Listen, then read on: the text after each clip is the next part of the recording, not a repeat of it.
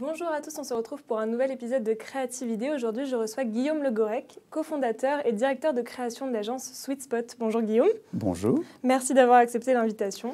Guillaume, je vous propose qu'on découvre directement le cœur du sujet, votre premier coup de cœur, si vous voulez bien nous en parler.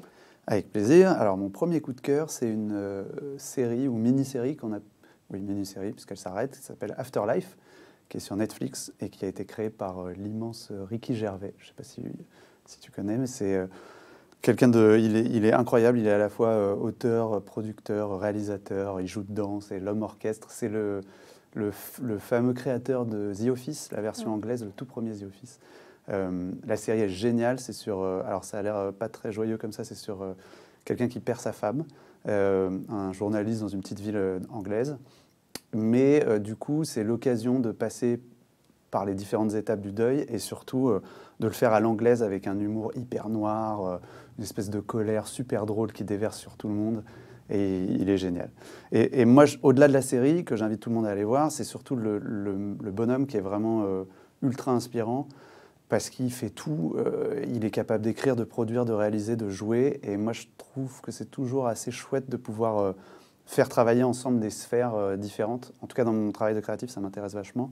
C'est quelque chose que je faisais avant, pas mal. J'ai écrit des programmes courts pour la fiction. Là, par exemple, on travaille avec un de nos clients qui travaille dans la pédagogie dans les enfants, sur la plateforme de marque, etc. Mais du coup, d'ici quelques semaines, ils vont éditer des bouquins que j'ai écrits pour les enfants. Je trouve que quand on s'intéresse à différentes sphères et qu'on les entrecroise, il y a des choses intéressantes qui émergent. Mmh.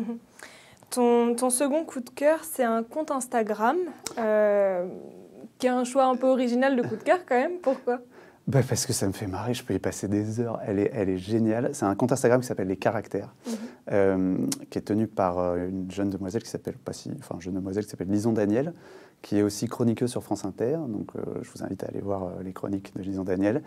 Et elle a créé il n'y a pas très longtemps, il y a 1 an et demi, je crois, pendant le confinement, des personnages.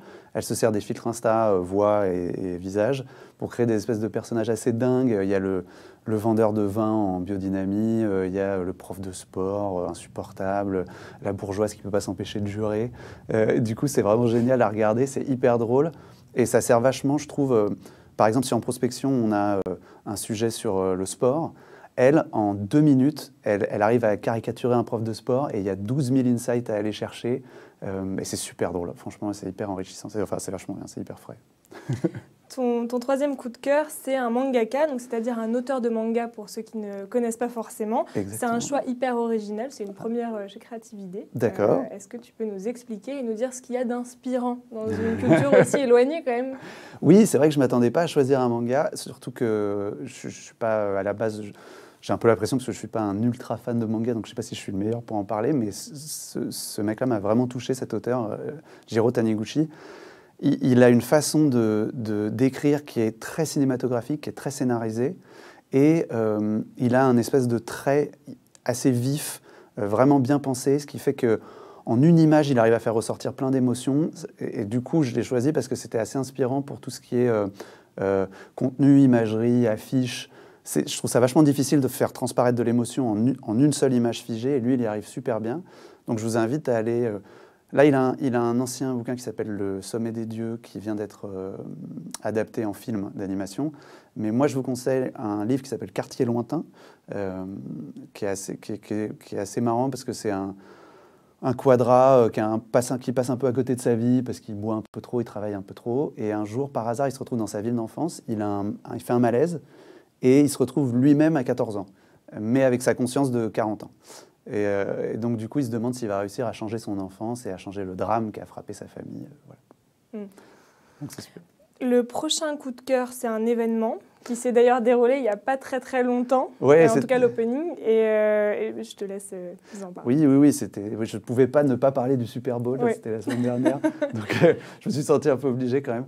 Alors, c'est effectivement le point d'orgue de la saison de football américain aux États-Unis, et c'est aussi le lancement de la grosse saison de la créativité publicitaire, parce qu'au prix de la minute pendant la finale du Super Bowl, il y a vraiment une espèce de condensé de créativité et c'est super inspirant à aller voir parce que c'est plein de shots de spots des meilleures agences, des meilleurs créatifs.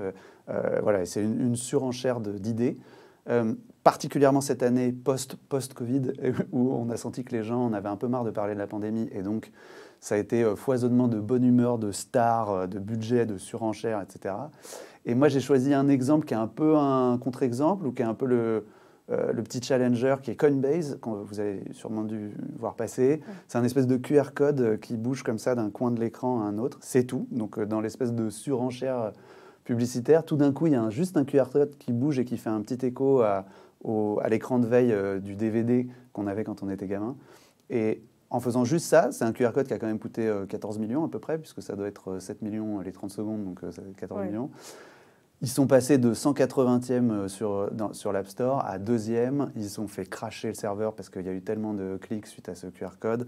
C'est une mécanique hyper simple avec un tout petit promo à la clé. Je crois qu'ils offraient 15 $ sur Coinbase. Et du coup, c'est super malin, quoi, parce que franchement, il y a de l'audace, il y a de la créativité et ça fonctionne, quoi, même face à des géants, quoi.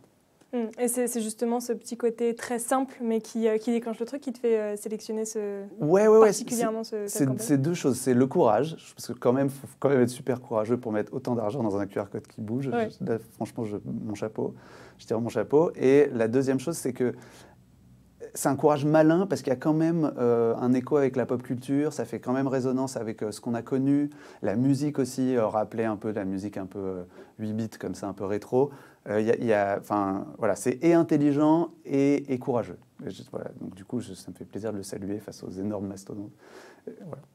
Et là, c'est notre liste. Quel est ton dernier coup de cœur ? Alors, mon dernier coup de cœur, c'est un de nos clients, j'en suis très très fier, qui s'appelle Phoenix, qui fait des choses vraiment super bien. Ils proposent des solutions d'aide à la lutte contre le gaspillage alimentaire, eux, pour leurs clients de la grande consommation. Ils ont plein de solutions de gestion, de stickage, de gestion des stocks. Et nous, on a eu la chance de les accompagner sur leur première campagne télé. Ils font aussi des paniers d'invendus à petit prix. Donc n'importe quel commerçant, une boulangerie, un imprimeur, propose tous ces invendus à prix un petit peu réduit pour éviter de les gaspiller. Et du coup, c'est des sujets qui nous tiennent vachement à cœur à l'agence. On a été une des premières agences à être labellisée Agence Active. On essaye de travailler le plus possible. On est membre de la commission RSE de la ACC. On essaye de travailler beaucoup sur ces sujets-là parce que ça nous touche, et les équipes aussi. On a vraiment envie d'avancer dans cette direction-là. Et donc, quand on peut le faire avec notre travail, avec des clients qui sont inspirants et qui vont dans la bonne direction, ça donne envie d'aller en chercher plus.